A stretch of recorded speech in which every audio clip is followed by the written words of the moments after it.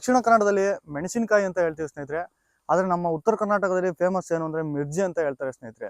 ಇದು ವರ್ಷಕ್ಕೆ ಎಷ್ಟು ಬೆಳೆ ಬೆಳೀತಾರೆ, ಇದು ಬೆಳೆಯಲ್ಲಿ ಎಷ್ಟೆಲ್ಲ ಲಾಭ ತಗೊಂತಾರೆ ಅಂತೇಳಿ ಒಬ್ಬರು ರೈತರನ್ನ ಭೇಟಿ ಮಾಡಿ ಸ್ನೇಹಿತರೆ. ಬನ್ನಿ ಸ್ನೇಹಿತರೆ, ಅವ್ರ ಕಾರ್ಯಕ್ರಮ ಬರಮಾಡ್ಕೊಂತ ಅವರಲ್ಲಿರುವಂತಹ ಒಂದು ಅನುಭವನ ತಿಳ್ಕೊಂತ ಹೋಗೋಣ. ಏನಕ್ಕೆ ಅಂತಂದರೆ ಈಗ ಹಲವಾರು ರೈತರು ಒಂದು ಅತ್ಯುತ್ತಮವಾಗಿ ಬೆಳೆಗಳನ್ನು ಬೆಳಿಬೇಕು ಅಂತ ಇರ್ತೀರ ಸ್ನೇಹಿತರೆ. ಆ ಬೆಳೆ ಬೆಳೆಯೋಕ್ಕೆ ಅವ್ರಿಗೆ ಮಾಹಿತಿ ಕೊರತೆ ಇರುತ್ತೆ ಸ್ನೇಹಿತರೆ. ಅವರ ರೈತರಲ್ಲಿ ಅವರ ಒಂದು ಇರುವಂತಹ ಅನುಭವನ ತಿಳ್ಕೊಂತ ಹೋದಾಗ ನಮಗೆ ಅನುಭವನೂ ಗೊತ್ತಾಗುತ್ತೆ, ಮತ್ತೆ ಈಗ ಯಾರು ಬೆಳಿಬೇಕು ಅಂತ ಹೇಳಿ ಇರ್ತಾರೋ ಅಂತ ರೈತರಿಗೆ ಹೆಲ್ಪ್ ಆಗುತ್ತೆ ಸ್ನೇಹಿತರೆ. ಬನ್ನಿ ಸ್ನೇಹಿತರೆ, ಅವ್ನ ಕಾರ್ಯಕ್ರಮ ಬರಮ. ಸರ್ ನಮಸ್ಕಾರ. ನಮಸ್ತೆ ಸರ್. ಸರ್ ನಿಮ್ಮ ಹೆಸರು, ನಿಮ್ಮ ಊರು ಸರ್?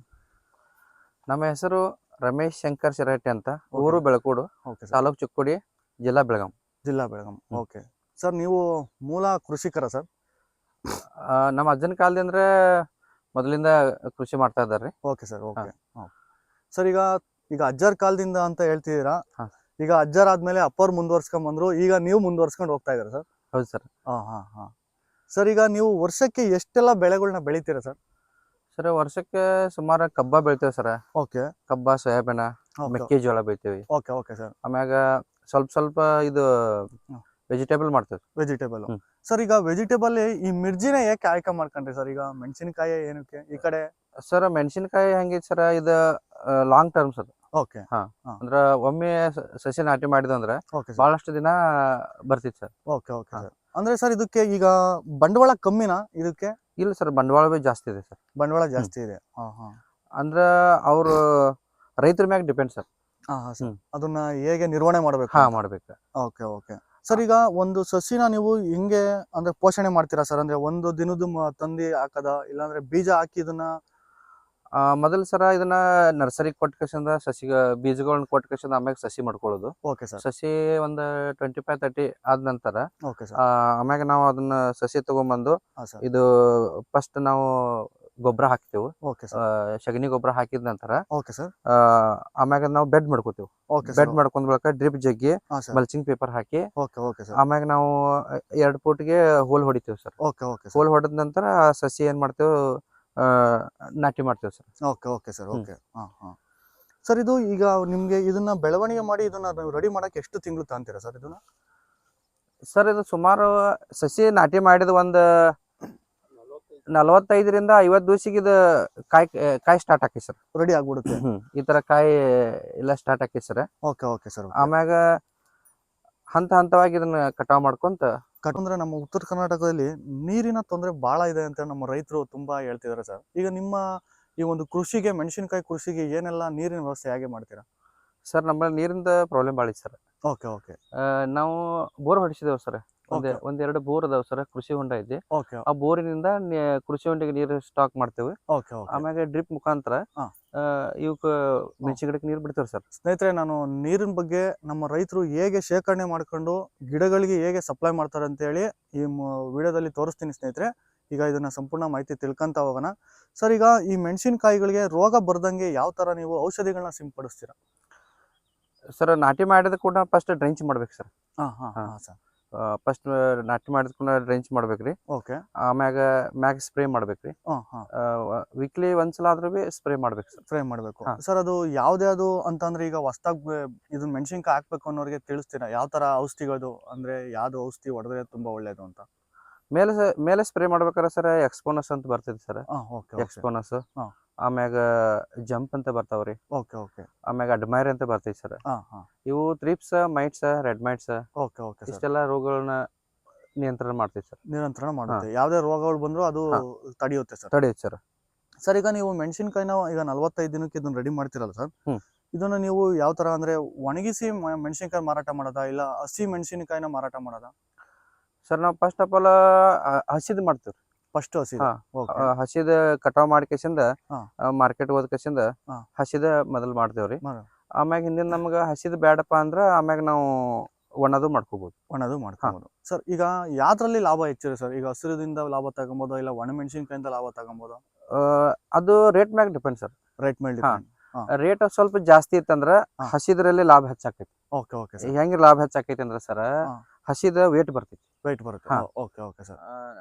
ಹಸಿದ ವೇಟ್ ಬರ್ತೈತಿ. ಅದಕ್ಕೇನೈತ್ರಿ, ಒಂದು 50 ರೂಪಾಯಿ ತನಕ ಕೆಜಿಗೆ ಸಿಕ್ತಂದ್ರ ರೈತರಿಗೆ ಮಾತ್ರ ಒಳ್ಳೆ ಲಾಭ ಸಿಗ್ತಿ ಸರ್.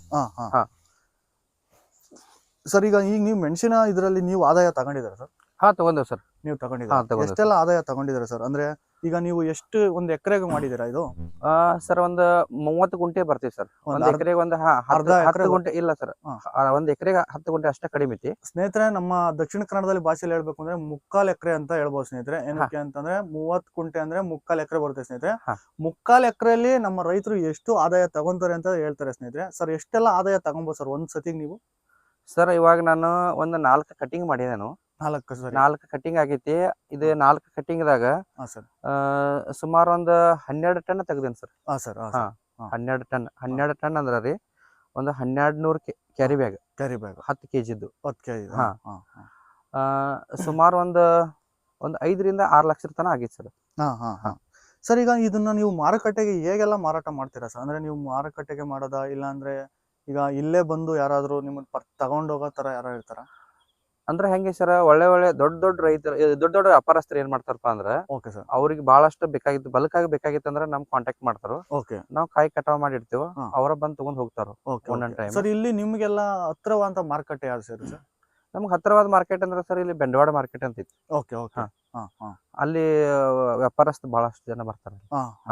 ಅಂದ್ರೆ ನಿಮ್ಗೆ ಮಾರಾಟ ಮಾಡಕ್ ಏನ್ ತೊಂದರೆ ಆಗಲ್ಲ? ಏನು ತೊಂದರೆ ಇಲ್ಲ, ಆರಾಮಾಗಿ ಮಾರಾಟ ನೀವು ಅನುಭವ ಇರೋದ್ರಿಂದ ನೀವು ಒಂದು ಕೃಷಿ ಹೊಂಡ ಮಾಡ್ಕೊಂಡು ನೀರ್ನ ಶೇಖರಣೆ ಮಾಡ್ಕೊಂಡು ನೀವು ಬೆಳೆಗಳನ್ನ ಬೆಳೀತಾ ಇದ್ದೀರಾ. ಹೌದು ಸರ್. ಈಗ ನೀವು ಇಲ್ಲಿನ ರೈತರಿಗೆ, ನಮ್ಮ ಉತ್ತರ ಕರ್ನಾಟಕ ರೈತರಿಗೆ ನಿಮ್ಮ ಸಂದೇಶ ಹೆಂಗ್ ಕೊಡ್ತೀರಾ ಸರ್? ಸರ್ ಬೋರಿಗೆ ನೀರು ಇತ್ತಂತ ಕೃಷಿ ಹೊಂಡ ಮಾಡ್ಕೊಂಡು ನೀರ ಶೇಖರಣೆ ಮಾಡ್ಕೊಂಡು ಕರ್ಸಿಂದ ನಾವು ಬೆಳಿಗ್ಗೆ ನೀರು ಡ್ರಿಪ್ ಮುಖಾಂತರ ನೀರು ಕೊಟ್ಟರೆ ಚಲೋ ಇರುತ್ತೆ. ಸ್ನೇಹಿತರೆ, ನಮ್ಮ ಸರ್ ಹೇಳ್ದಂಗೆ ನೀವು ಉತ್ತರ ಕರ್ನಾಟಕ ರೈತರು ಯಾರಿದ್ದೀರಾ, ಏನು ಬೆಳೆ ಬೆಳಿಬೇಕಿನ್ನ ಮುಂಚೆ ಒಂದು ಕೃಷಿ ಹೊಂಡ ಮಾಡ್ಕೊಬೇಕು ಸ್ನೇಹಿತರೆ. ಏನಕ್ಕೆ ಅಂತಂದರೆ ಯಾವ ಟೈಮಲ್ಲಿ ಯಾವಾಗ ಬೋರು ಫೇಲ್ ಆಗುತ್ತೆ ಅಂತ ಹೇಳೋಕ್ಕಾಗಲ್ಲ. ಹಾಗಾಗಿ ಫಸ್ಟು ನೀರನ್ನ ಶೇಖರಣೆ ಮಾಡ್ಕೊಂಡು ಅವ್ರಿಗೆ ಯಾವ ಬೆಳೆ ಬೆಳೀತಾರೋ ಅದನ್ನು ಹಂತವಾಗಿ ನಾವು ಪೈಪ್ಲೈನ್ ಮುಖಾಂತರ ನೀರನ್ನ ಬಿಡೋದ್ರಿಂದ ಯಾವುದೇ ಥರ ನೀರಿನ ಕೊರತೆ ಬರೋದು ಸ್ನೇಹಿತರೆ. ಏನಕ್ಕೆ ಅಂತಂದರೆ ಮೇನು ಒಂದು ಬೆಳೆ ಬೆಳೆಯೋಕ್ಕೆ ಮುಖ್ಯ ಕಾರಣ ನೀರು ಆಗಿರೋದ್ರಿಂದ ಒಂದು ಹಂತವಾಗಿ ಕ್ರಮಬದ್ಧವಾಗಿ ಕೊಡಬೇಕಲ್ವ ಸರ್? ಈಗ ನೀರಿಂದು ಕ್ರಮಬದ್ಧ ಇದ್ರೇ ಗೊತ್ತಾಗೋದು. ಹೌದು ಸರ್. ಗಳಿಗೆ ಮಾಹಿತಿ ಇರಲ್ಲ, ಮಾಹಿತಿ ಕೊರತೆ ಬಹಳ ಇದೆ ನಮ್ಮ ಉತ್ತರ ಕರ್ನಾಟಕದಾಗಿರ್ಬೋದು, ದಕ್ಷಿಣ ಕನ್ನಡದ ರೈತರಿಗೆ ಬಹಳ.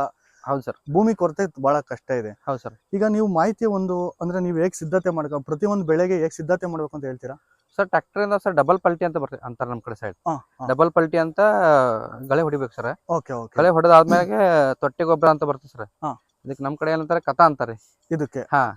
ಇದೆಲ್ಲ ಕಥ ಎಲ್ಲ ಹಿಂಗ್ ಹಾಕೋದ್ರಿ. ಆಮ್ಯಾಗಿನ ಈಗ ಬುಟ್ಟಿಯಿಂದ ಎಲ್ಲಾ ಚೆಕ್ ಎಲ್ಲ ಕಡೆ ಹಾಕ್ಬೇಕು ಸರ್. ಹಾಕಿಸಿಂದ ಮತ್ತ ರೆಂಟಿ ಹೊಡಿಬೇಕು.